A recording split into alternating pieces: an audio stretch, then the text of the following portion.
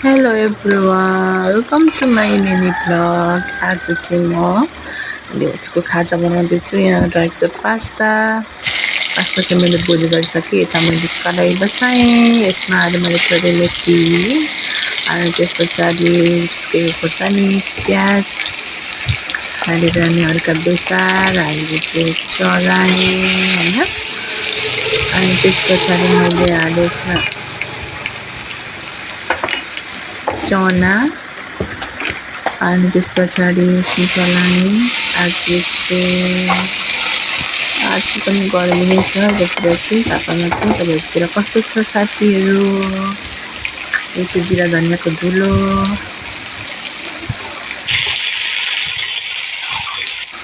अनि यो चाहिँ रह्यो नुन हालेर एकछिन चलाएँ मैले मजाले।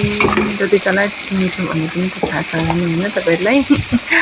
अनि त्यसपछि लसुन अदुवाको पेस्ट हालेँ मैले अनि पनि मजाले चलाएँ। अनि मेरो छोरो चाहिँ अब 3:30तिर आउँछ नि त स्कुलबाट। खाजा रेडी गर्नु पऱ्यो, छोरालाई मात्रै बनाएर भएन, आफू पनि खानु पऱ्यो होइन। अनि त्यसपछि थोरै टमाटर हालेर